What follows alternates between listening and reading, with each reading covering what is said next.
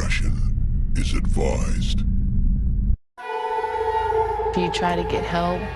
I don't know if she just relapsed or I really can't say what happened. We've always been there for her. We tried to save her so many times. Never forgot. She will never be She forgotten. deserves that. She's in heaven now. She's in a better place. Hays County Sheriff Gary Cutler says this was the first violent offense on record for the 24-year-old mother. According to court documents, her father-in-law, Eustorgio was making lunch when she began stabbing him from behind. He was able to escape from the home but could hear 5-year-old Giovanna Hernandez crying in the other room.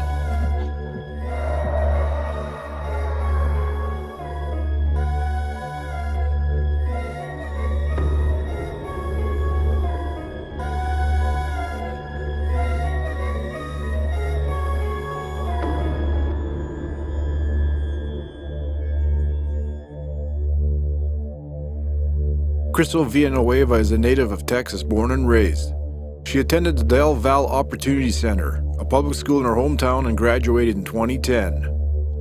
While in high school, Krystle met Refugio Jr. Hernandez and fell in love. Around the age of 19, Krystle and Jr. had a daughter. They named her Giovanna Hernandez, who was born on August 30th, 2011. Drugs were always a major part of Krystle's life. Weed, Xanax, alcohol, crack, and meth. You name her, she wanted to give her. She was in and out of rehab trying to clean herself up and had a lot of support from family and friends. But Krystle would always end up chasing the dragon. This caused major problems between her and Junior, and the couple would split up on a regular basis. At times, the couple lived together with their Gio. At other times, Junior would live with his mother and stepfather, Nancy and Eustorgio Arellano, in Kyle, Texas. And Krystle and Gio would live with their mother and younger sister Samantha. In late December 2016, the couple discussed Krystle and Gio moving back in with Junior, Nancy, and Eustorgio. 2017 was a new year, and the couple would try a new start together. At the time, Krystle was 24 years old, and her daughter Gio was 5. While out shopping with Gio and Junior getting supplies for their move, Krystle was high on meth. Krystle looked at her daughter Gio, but didn't see her daughter. She seen a witch. She looked at Gio and said, "You're not my daughter." Gio cried. Junior asked what she meant, but Krystle did not respond. Krystle and Gio moved into the home in the 200 block of Willow Terrace in Kyle, Texas on January 3rd, 2017. The first night there, Junior took Krystle to the hospital because she had vomited. What Junior didn't know was that Krystle had gone into the bathroom and shaved off all of her pubic hair and drank bleach to rid herself of a witch that was inside of her. The next night around 11 p.m., Krystle went into the bedroom and stood over Junior with a knife, thinking that she needed to kill him because he was an imposter. Gio stirred and brought Krystle back to reality. Krystle then put the knife away, went underneath the covers, and cuddled with them. 2 days later, on January 5th, 2017, Junior and Nancy left for work early in the morning. Eustorgio spent the morning in his bedroom watching TV. Gio woke and asked for cereal. Krystle did some laundry, then bathed Gio, and sat outside looking at her computer. Krystle had woken up agitated. She went outside to watch videos on her computer to calm down, but it did not help because it appeared the videos were reacting to her eye movements. She smoked a cigarette, but then the cigarette looked like it changed from tobacco to tea leaves. Around lunchtime, Eustorgio was sitting at the kitchen table eating when he saw Krystle retrieve a large knife from the kitchen and go into her bedroom. Neither spoke to the other. Eustorgio thought nothing of it because Krystle had a habit of going into her bedroom with a knife to cut up and eat fruit. Gio was in the bedroom when Krystle entered it with a knife.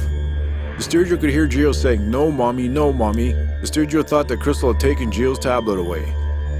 A short time later, Krystle returned to the kitchen and walked past Eustorgio. After she passed him, she turned and plunged a knife into his back. She stabbed him 4 times before he could turn to face her. Then she stabbed him twice more. He bit her hand, which caused her to drop the knife. He picked up the knife and fled to his neighbor's house for help. His neighbor called 911 at 12:50 p.m. While Eustorgio and the neighbor were on the phone with the 911 operator, Krystle came outside with a BB gun. She said nothing. She just pointed the BB gun at Eustorgio and the neighbor, but the BB gun was broken and did not fire. Krystle then went back into the house. While the 911 operator continued to talk to Eustorgio, another 911 operator answered a call from Krystle. Krystle told the operator, "These people are trying to kill me," and she gave her address. A couple minutes passed without her answering any additional questions. Then she repeated that people were trying to kill her. The operator asked who was trying to kill her, and she responded that it was her that was trying to kill her. The operator asked for her name. At first she said Krystle, but then she said Nathaniel Walker. The operator asked if her dad had a weapon, and Krystle responded, No, he was just watching TV. My daughter wanted some cereal and I killed her. The operator sought to confirm the statement, and Krystle repeated, Yeah, I killed her and I stabbed my father-in-law. Minutes passed and the operator heard loud banging and asked Krystle what was going on. Krystle responded, Nothing, I'm just trying. I cut my daughter's head off. The banging the operator heard was Gio's head being separated from her body. The operator asked her why, and she replied, Because she wanted cereal. The operator continued to hear loud noises and asked Krystle what was making the noises.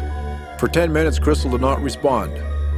While the operator listened, Krystle was cutting off all of Gio's fingers and toes. Gio's skin was then sliced open from the top of her back down the length of her back and continuing through the rectum and vagina. Her back was then pulled apart and folded out like wings. Krystle then reached in under Gio's ribcage from behind and pulled her internal organs out and piled them on top of her. Krystle was looking for a key. Eventually she replied, Yes, I'm here, but she did not answer any questions or say anything else for the remainder of the 911 call. Police officers began arriving about 10 to 15 minutes after the first 911 call. They took the knife from Eustorgio, who had it in his back pocket, and sent him to the hospital in an ambulance. SWAT officers arrived next. A neighbor saw the SWAT officers arrive and called Krystle's mother in Austin, Texas. Krystle's mother and younger sister and nephew drove from Austin to Kyle, which is only about half hour away. Over the next hour, the SWAT team called for Krystle to come outside. Krystle's mother spoke to the officers and offered to go inside, but was refused. Eventually, there was a loud bang at one door, and the officers entered another door to remove Krystle. She had just taken a shower and was sitting on the couch naked. She was removed from the home in handcuffs with a sheet wrapped around her nude body. She resisted the officers and had to be carried to the police car. Once placed in the police car, she began banging her head and feet on the windows, so she was moved and placed on the ground. Krystle began spitting at everyone while smiling and laughing because the cops couldn't handle her. The officers placed a spit sock, padded helmet, and a wrap body restraint on her. Krystle screamed bloody murder when they placed her back in the car. They drove Krystle to the hospital. Krystle grunted and kicked a few times during the ride to the hospital, saying her restraints were too tight. Then she spontaneously asked, Hey, do you have any weed on you? I need to smoke a joint. Dave's not here! When they arrived at the hospital, backup officers arrived at the same time. Some of whom were at the crime scene began crying and comforting each other. While being wheeled into the hospital on a stretcher, Krystle laughed at the crying officers. When being examined, Krystle screamed repeatedly. The medical personnel asked her what her name is. Krystle says, I don't have one. Then asked if she has any injuries, and she says she has a bite. She struggles against the restraints and screams loudly again. Krystle's tone abruptly changes and she asks, Do you have any weed? One of the officers in the room tells her to shut up. While Krystle is being processed at the Hays County Jail, she begins to cry while saying, Oh my God, I fucked up. I thought it was a key. I really thought she was a fucking clone. I really lost it. There are so many voices in my fucking head. I thought she was a clone. Krystle's read her Miranda rights and she asked if she understands them and to sign her name. She says, I'm trying to focus. There are so many voices in my head. I feel like my daughter's talking to me right now. I haven't slept in days. There are so many voices in my head. Krystle stared at the paper for several minutes without signing it. She just sat there with a confused expression on her face.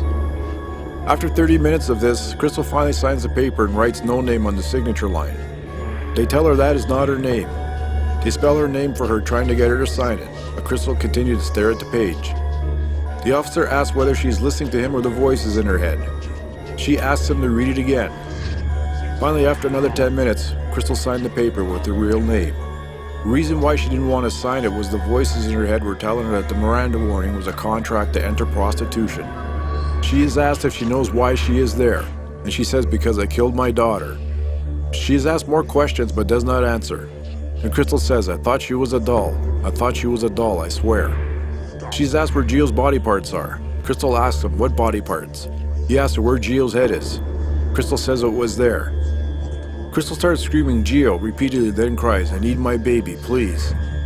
She's asked to explain what happened in the house. Krystle appears to need to vomit. She's given a trash can to vomit in, but instead Krystle begins digging through it looking for a joint. He asks her again what happened in the bedroom. Krystle said, I thought she was a clone. Krystle then asks, where's my daughter? She's asked again what happened to Gio. Krystle replies crying, I f***ed killed her. He asked her how. Krystle gets up and begins to pace and cry. Krystle then tries to pull her pants down. She's told not to and to sit down. But before officers could react, she pulls her pants down, hunches over, and shits in her hands. On January 17, 2017, Krystle was charged with aggravated assault for the stabbing of her 58-year-old father-in-law, Eustorgio, and capital murder for the stabbing death of her 5-year-old daughter, Gio. She faced the possibility of life in prison or possibly the death penalty. She was held on a $1.1 million bond at the Hays County Jail. Of the total, $800,000 is for the capital murder and $300,000 for aggravated assault. 5 days later, Krystle was examined and diagnosed with psychosis and prescribed medications, but she refused to take any of the medications at all in jail. On February 25, 2020, Krystle's trial began. The state called 19 witnesses, including police officers, a doctor who had treated Krystle at the hospital on January 3rd, a medical examiner, a toxicologist, and then Junior and Eustorgio. The state did not present a medical expert to testify on Krystle's mental state. Krystle's defense team conceded that she had killed her daughter and stabbed Mr. Arellano, but urged the jury to find her not guilty by reason of insanity. Krystle claimed that at the time of the attacks, she had been under the delusional belief that her daughter and her father-in-law had been replaced by clones and had to be killed to bring back her real family members. During the trial, Krystle would not testify on her own behalf. Her lawyers would use the police body cam footage as evidence of her insanity defense. They would also use the testimony of her mother, Mina, her sister, Samantha, and the expert testimony of a retained psychiatrist expert, Dr. S. West. Dr. West testified that she specialized in filicide, which is the study of parents who kill their children. Dr. West said that one type of psychotic delusion is Capgras syndrome. Capgras syndrome is the delusional belief that loved ones have been replaced with imposters. Dr. West testified that this was not an isolated incident of psychosis. After reviewing Krystle's medical file and speaking with Krystle's mother and sister, Dr. West testified that Krystle had a history of untreated mental illness. She testified about the time in June 2015 when the police encountered Krystle walking along the side of a highway, supposedly fleeing from a man named Santana. The medical records from the ER visit had determined that Krystle was diagnosed with a psychotic disorder, with paranoia and delusional beliefs. Dr. West also discussed a drug rehabilitation stint in 2016. Krystle told the staff she had bipolar disorder, and they prescribed her medications. In Dr. West's expert opinion, the proper diagnosis for Krystle's was not bipolar disorder, but instead psychosis. Krystle's younger sister Samantha testified. She told the jury that she and her mother received a call from a relative who saw the police at the Kyle home. They immediately drove to Kyle. She saw the police remove her sister from the home. She spoke to the police at the scene and she participated in a police interview 2 days later. Samantha thought that drugs might have been involved because Krystle had a history of drug use. Samantha was asked about the events in the days before Gio's death. She said that just a couple days earlier, she and her son and Krystle and Gio were all living with their mother. Krystle was in the back bedroom alone, sitting cross-legged on the bed and laughing loudly. Samantha went back to the bedroom to check what was going on. Krystle was sitting there all alone, just laughing. Later that day, Samantha went back to check on her again. Krystle was taking her cell phone apart. She had the battery in one hand and the rest of the phone in the other. Krystle commented that the phone was still beeping and asked Samantha if she could hear it. Samantha told her that she could not hear it. Krystle continued to take the phone apart with a pair of tweezers until it was all in pieces. Samantha was asked how she reacted to Krystle's behavior. Samantha testified that Krystle had a history of being paranoid, thinking that people were watching her and other conspiratorial thoughts. Samantha thought the paranoia was odd, but she recalled Krystle displaying paranoid behavior since Samantha was a young child. So to Samantha, it seemed like normal behavior, normal for Krystle. For example, Samantha remembered that Krystle would always cover the camera of her phone with duct tape to prevent people from watching her. She remembered that in 2013, Krystle became paranoid that the devil was coming after her because Gio had a pure soul. Another time, Krystle saw a drawing and panicked, believing that it was an indication that she was cursed. That same year, Krystle disappeared for 3 days. When she returned, she ran into the house and said God had touched her and shown her everything and now the devil was after her. Krystle went into the shower and sobbed, but by the time she got out of the shower, she appeared fine again. In 2015, Samantha and Krystle and their kids were in the store when Krystle ran off.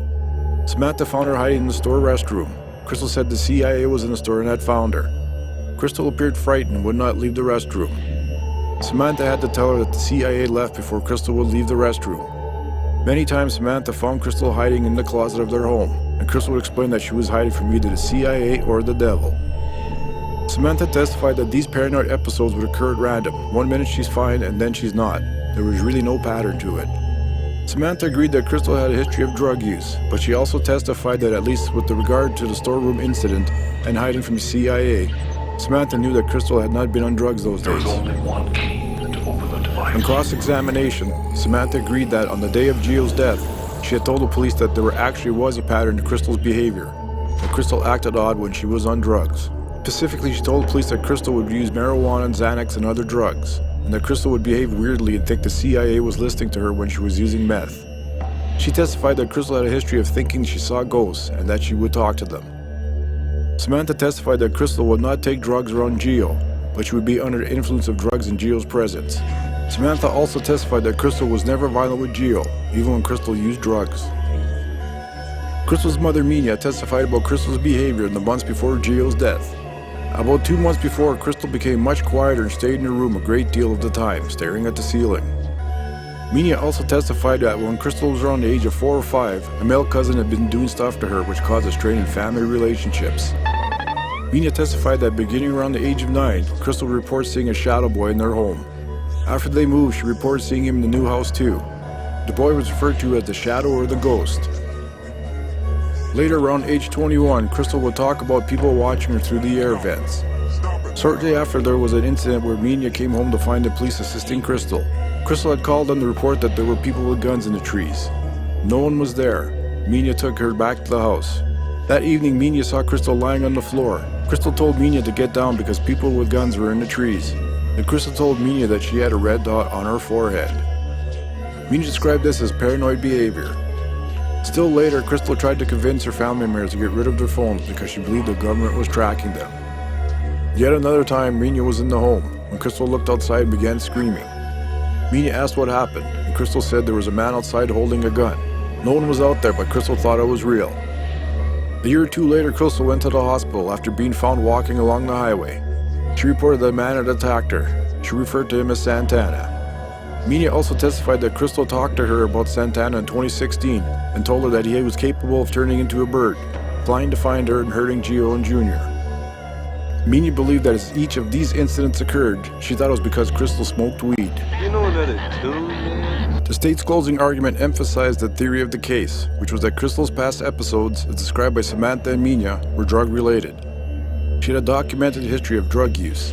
The state emphasized that Krystle never spoke of clones or people being dolls on the 911 call or at the hospital. The state further emphasized that Samantha and Mina always thought Krystle's behavior was drug-related. The state further emphasized that there was trash bags around Gio's body at the crime scene, which the state argued was evidence of Krystle trying to dispose of the evidence of her crime. The state posed a question for the jury. If you know enough to know that you need to dispose of evidence, you certainly know enough to know that what you've done is something illegal. Finally, the state argued that Dr. West was a hired gun who came into court with a goal of helping Krystle establish insanity, and in doing so, ignore any evidence that indicated guilt. Krystle's lawyer's closing argument emphasized that filicide, the killing of children, is a recognized area of psychology and that psychosis is one of the documented reasons parents kill their children. The jury was told that no motive had been uncovered for killing Gio, that the only explanation was the psychosis Krystle was experiencing at the time. The jury was reminded that the medical personnel who saw Krystle after her arrest had diagnosed her with psychosis. In conclusion, the jury was told that mental illness is real, and mental illness is what caused the mother to kill the daughter. The court's charge gave the jury 3 options regarding guilt and innocence on the 2 offenses of capital murder and aggravated assault. They could find her guilty, innocent, or innocent by reason of insanity. On March 5, 2020, the jury found Krystle guilty of both offenses, rejecting the insanity defense. The judge sentenced Krystle to life without parole for capital murder of a child under 10 and 20 years of prison for the aggravated assault with a deadly weapon against Mr. Arellano.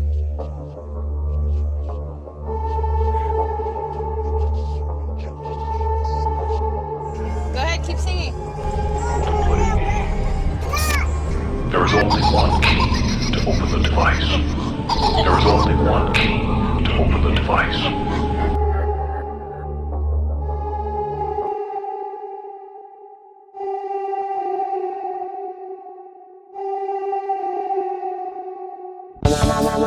Welcome to my channel. This is Mr. Scary. Hope you enjoy the show.